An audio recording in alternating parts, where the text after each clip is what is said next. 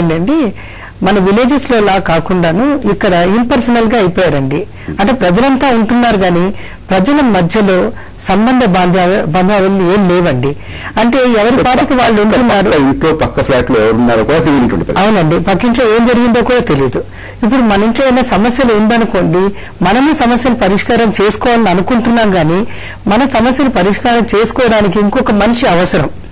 అంటే శారీరకం కాదు, మానసికం కాదు, లేకపోతే సామాజిక సమస్యలు ఏమి వచ్చినా కూడాను మన ఒక్కళ్ళమే కాదు, మనకు సమాజం ఉంది అన్న తీసుకోకుండాను. ఆ తర్వాత ఇంకొక రెండవది ముఖ్యమైన విషయం ఏంటంటే సెల్ఫిష్నెస్ ఎక్కువైపోయింది, స్వార్థం ఎక్కువైపోయింది.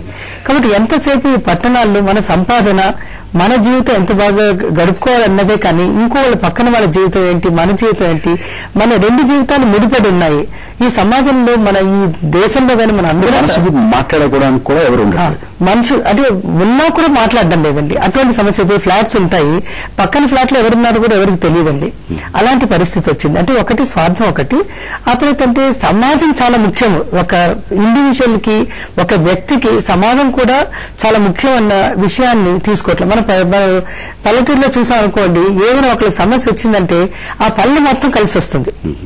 అంటే ఆ సమిష్టి కుటుంబం లాగా పనిచేయటం అన్నది పట్టణాల్లో లేవండి. అంటే ఏకాకి అయిపోయాను, నాకు ఎవరు లేరు, నాకు ఎవరు మనసు మాట్లాడుకోవడం కూడా ఎవరు దొరకటం లేదు అనేది అంత ఎక్కువ మానసిక ఒత్తిడికి కారణం అవుతుందా? ఉంటుందండి. ఎందుకంటే ఇప్పుడు మనం గమనించినట్టయితే ఒక మానసిక ఒత్తిడి వచ్చిందనుకోండి, ఆ ఒత్తిడి ఆ మనిషిని మొత్తం కబలిస్తుంది. అంటే అది ఎట్లాగంటే నర్వస్ సిస్టాన్ని కబలిస్తుందండి. దాంతో పాటు అంటే ఒత్తిడి హార్మోన్స్ కొన్ని రిలీజ్ అవుతాయి. అదేంటి శారీరకంగా వాళ్ళకి గుండె దడలాగా రావటం, ఆ తర్వాత ఆయాసంగా రావటం, ఆ తర్వాత మజిల్స్ గట్టిగా బిగబెట్టినట్టు అవటం, ఇవన్నీ కూడా శారీరకంగా కలిసేవి. తర్వాత మానసికంగా ఏమవుతుందంటే ఆందోళన వస్తుంది వాళ్ళకి, తర్వాత దిగులు దుఃఖంగా అనిపిస్తుంది, ఒంటరితనం ఫీల్ అవుతారు. అప్పుడు వాళ్ళకి ఏంటి ఆ మానసిక ఒత్తిడిని తట్టుకోవాలంటే ఏం చేయాలన్న ఆలోచన కూడా రాదు ఒక్కొక్కసారి. అలాంటప్పుడు ఆ ఒత్తిడిని పక్కన వాళ్ళతో చెప్పుకున్నా అనుకోండి, ఇట్లా సమస్యగా ఉంది, నేను ఆలోచించలేకపోతున్నాను, రాత్రి నిద్రపడడం లేదు అంటే వాళ్ళకు సలహా ఇస్తారు. అతను ఏ విధంగా ఆ సమస్యను పరిష్కరించాలని పక్కన వాళ్ళు ఇస్తారు. అలాంటివి లేకుండా పోతుందన్నమాట. ఇంకో వ్యక్తిని మన కాన్ఫిడెన్స్ లో తీసుకోకపోయేటప్పటికీ మన సమస్యలు ఏంటి, మన శరీరంలో ఒత్తిడి ఏ విధంగా ఫీల్ అవుతున్నాము దాని ఇంకోళ్ళైతే చెప్తారు. ఇప్పుడు నా ఒత్తిడి నేను గమనించలేకపోయాను అనుకోండి, పక్కన వాళ్ళు చెప్తారు నాకు రాత్రి నిద్ర పట్టలేకపోతుంది, లేకపోతే నేను రోజు పొద్దున్న లేవలేకపోతున్నాను, పని సరిగ్గా చేయలేదు అని చెప్పారనుకోండి.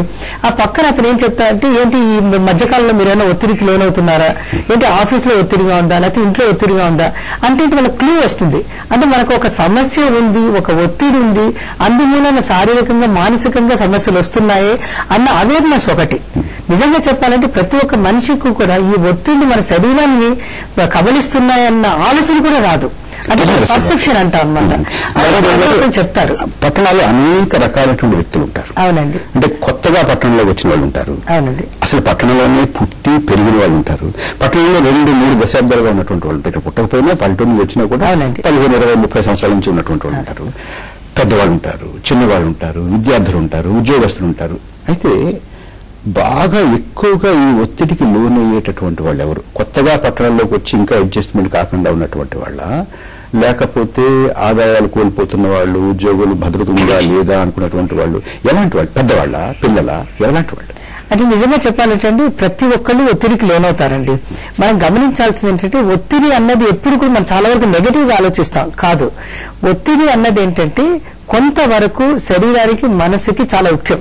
అంటే ఇప్పుడు ఆందోళన కొద్దిగా ఉందనుకోండి, మనం ముందుగా తొందరగా పనిచేయడానికి, తర్వాత ఏదో అచీవ్ చేయడానికి ప్రయత్నం చేస్తాం.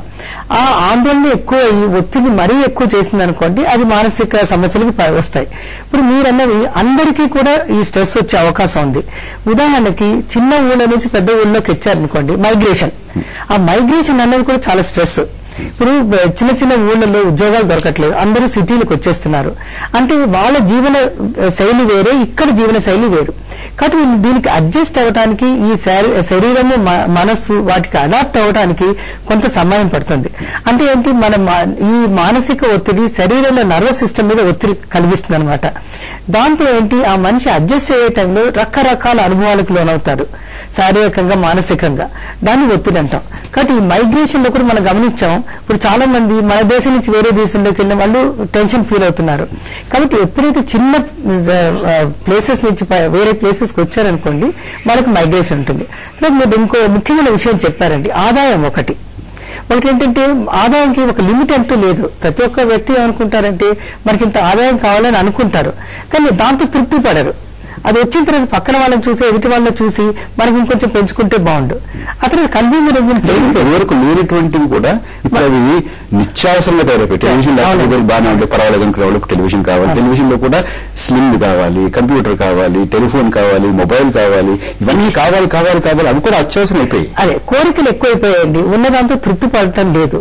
దీంతో ఉన్నట్టు ఎంతసేపు ఆదాయం పెంచుకోవాలనే దాంతో ఉద్యోగాలు చేయటం, అంటే స్త్రీ పురుషులు ఇద్దరు ఉద్యోగం చేయటం, అతను ఏ విధంగా చేయాలి పొద్దు నుంచి రాత్రి వరకు ఈ ధన ఆర్జనతోనే సరిపోతుంది. కానీ మనం ఆర్జించిన ధనాన్ని ఏ విధంగా వెచ్చించాలి, మన మానసిక శారీరక ఎట్లా ఉపయోగపడుతుంది, మన పిల్లలకి ఎలా ఉపయోగపడుతుందని ఇప్పుడు మీరు గమనించినట్టయితే ఈ పట్టణ జీవితాల్లో ముఖ్యంగా సఫర్ అయ్యే వాళ్ళు పిల్లలు, వృద్ధులు అండి. ఏంటంటే మన ఆరోగ్యంగా ఉన్న స్త్రీ పురుషులు ఉద్యోగాలకు వెళ్తున్నారు, వాళ్ళు బిజీగా ఉంటున్నారు, వాళ్ళు అచీవ్ చేసుకుంటున్నారు అన్న బాగానే ఉంటుంది. రక్తం బలంగా ఉంది కాబట్టి తెలియకపోవచ్చు. ఆ తర్వాత ఏమవుతుందంటే ఈ పిల్లల్ని చూసుకోవడానికి అంటే చాలా వరకు ఈ ఒత్తిడిని తట్టుకోవడానికి వాళ్ళ క్రష్ లో పెట్టడము, లేకపోతే ఆటో వాళ్ళ మీద ఆధారపడడం, పిల్లల్ని పంపించడానికి, దీంతో వేరే సమస్యలు వస్తున్నాయి.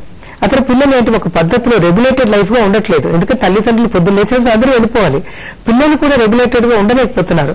వాళ్ళ ఆహార పట్టించుకోవడం లేదు, అంటే ఈ ఆహార సమస్యలు కూడా ఎక్కువైపోతున్నాయి. ఎందుకంటే ఈ ఫాస్ట్ ఫుడ్స్ కి అలవాటు అయిపోతున్నారు, ఇంట్లో వండటానికి సమయం ఉండట్లేదు, తినడానికి సమయం ఉండటం లేదు, పిల్లలు చదివించడానికి సమయం ఉండటం లేదు. సో ఏంటి ఆదాయం మీద పడిపోయి ఈ సెల్ఫిష్నెస్ ఎక్కువ అవడంతో పిల్లలు ఒక విధంగా బాధపడుతున్నారండి. వాళ్ళు పెద్ద అయిన తర్వాత కూడా వాళ్ళ తల్లిదండ్రులను చూసి వాళ్ళు మోడలింగ్ నేర్చుకోవడం అంటే ఇదే నేర్చుకుంటారు. కాబట్టి రిలాక్స్డ్ గా ఉండటం అనేది పిల్లలకి తెలియటం. వృద్ధులు ఉన్నారు, రిటైర్ అయిన వాళ్ళు పట్టించుకునే వాళ్ళు లేరు. దీంతో కూడా ఏంటి వృద్ధులు కూడా వాళ్ళు ఇంట్లో కూర్చోవడం, వాళ్ళు పాపం ఎప్పుడు పిల్లలు వస్తారో, వాళ్ళు ఎప్పుడు చూసుకుంటారని, వాళ్ళ సమస్యలు పరిష్కరించడానికి వాళ్ళకి ఏమైనా శారీరక మానసికంగా ఉంటే ఏమైనా కూర్చొని మాట్లాడే వాళ్ళు లేకపోవటం. ఇన్ని సమస్యలు ఉన్నాయి, అందరికీ ఉన్నాయి, కొత్త వాళ్ళకి, పాత వాళ్ళకి, పెద్దవాళ్ళకి, పిల్లలకి, ఎక్కువ ఆదాయం వాళ్ళకి, తక్కువ ఆదాయం వాళ్ళకి అన్నీ ఉన్నాయి కదా. అయితే మొత్తం స్థూలంగా ఒక మానసిక శాస్త్రవేత్తగా పట్టణాల్లో ఉన్నటువంటి వాళ్ళు ఇంత ఒత్తిడికి లోను కాకుండా, ఒత్తిడి కొంతవరకు మంచిది అన్నారు, ఇంత ఒత్తిడి అంటే అనారోగ్యానికి దారి తీసేంత వరకు ఒత్తిడికి లోను కాకుండా ఏం చేయొచ్చు? మీరు ఇచ్చే సలహా ఏమిటి? మీరు చాలా మంది వస్తూ ఉంటారు. అవునండి. మీరు ఇచ్చేటువంటి కౌన్సిలింగ్ ఏమిటి? అంటే ముఖ్యంగా మేము చెప్పేది ఏంటంటే జీవిత శైలి రెగ్యులేటర్ గా ఉండాలండి. అంటే ప్రతిరోజు ఒకేలాగా ఉండాలి. అంటే ఏవో అనివార్య కారణాలు వస్తే జీవితంలో మార్పు వచ్చినప్పుడు వేరే, కానీ ప్రతిరోజు రెగ్యులేటెడ్ లైఫ్ ఉండాలండి. పొద్దున ఒకే టైంకి లేవటం, అవునండి, పొద్దున ఒక సమయానికి లేవటం, రాత్రి ఒక సమయానికి నిద్రపోవటం. ఆ మధ్యలో కూడా వాళ్ళ ఈ సమయాన్ని టైం మేనేజ్మెంట్ చక్కగా అనమాట. నేను ఇది కాస్త యోగా ఎక్సర్సైజ్ చేయడానికి, లేకపోతే ఈ టైంలో రెగ్యులేటెడ్ గా టైంకి భోజనం చేయటం, రెగ్యులేటెడ్ గా టైంకి నిద్రపోవటం. తర్వాత తమ ఉద్యోగంలో కూడాను ప్రయారిటీస్ ఎంచుకోవాలి. అంటే ఈ రోజు ఏం పనులు చేయాలి, ఎన్నో ఉండొచ్చు, 100 పనులు ఉంటాయి, కానీ 100 పనులు చేయలేరు కదా 24 గంటల్లో. కాబట్టి ఏంటి రెగ్యులేటెడ్ గా లైఫ్ లో ఈ రోజు చేస్తారు, రేపటికి ఇంకోటి వాయిదా వేస్తాను, వాయిదా వేయలేని విషయాలు ఉంటాయి, అవి మాత్రం చూస్తాను. మనసులో కంగారు పడుకో. రెగ్యులేటెడ్ లైఫ్ అండి. ముఖ్యంగా జీవితంలో మనం గమనించినట్టయితే ప్రతి ఒక్కళ్ళు కూడా ఈ తొందరలో వాళ్ళ ఆహారాన్ని సరిగ్గా దానికి వాళ్ళు ధ్యాస ఇవ్వటం లేదండి. కాబట్టి సమయం ప్రకారం తినే ఫుడ్ కూడా చాలా ఇంపార్టెంట్ అనమాట. అంటే ఫ్రూట్స్ ఇప్పుడు ఫ్యాషన్ కాదు, ఎవరు ఫ్రూట్స్ ఆ తర్వాత వెజిటబుల్స్ అనేటప్పటికి ఇష్టం ఉండదు. అదే అవునండి, దానిలో ఎక్కువ ఫ్యాట్ ఉన్నవన్నీ కూడా మంచివి కాదు. సరే అంటే రక్తనాళానికి కానీ హార్ట్ కానీ వేటికి మంచిది కాదు. అవన్నీ ఎక్కువ తినేటప్పుడు క్యాన్సర్ అట్లాంటివి వస్తాయి, ఒబిసిటీ వస్తుంది. కాబట్టి వాళ్ళ ఆహార పదార్థాల గురించి, ఆహార శైలి గురించి ఏ విధంగా తినాలనేది చూసుకోవాలి. ముఖ్యంగా మూడవది ఎక్సర్సైజ్ అండి. మనం గమనించినట్టయితే నగరాల్లో అసలు ఎక్సర్సైజ్ అనేది లేదు. ఎప్పుడు ఎక్సర్సైజ్ ఉంటుంది 50 దాటిన తర్వాత, ఒళ్ళు బాగా లావ్ అయిపోయిన తర్వాత, ఏ బీపీనో లేకపోతే ఆర్థరైటిస్ అన్న తర్వాత వాళ్ళు వాకింగ్ మొదలవుతుంటారు. కాబట్టి మొదటి నుంచి కూడా ఎక్సర్సైజ్ అనేది ఉండాలి. డాక్టర్ గారు చాలా ముఖ్యమైన విషయాలు చెప్పారు, చాలా చక్కగా చెప్పారు. ఒత్తిడికి కారణాలు ఏమిటి, ఒత్తిడి ఎవరెవరికి వస్తుంది, దాన్ని తగ్గించుకోవడానికి మార్గాలు కూడా చెప్పారు. ధన్యవాదాలు. ఇప్పుడు ఒక చిన్న విరామం తీసుకుందాం. విరామం తర్వాత భారతీయ జనతా పార్టీలో జరుగుతున్నటువంటి సంఘటనని మనం విశ్లేషిద్దాం.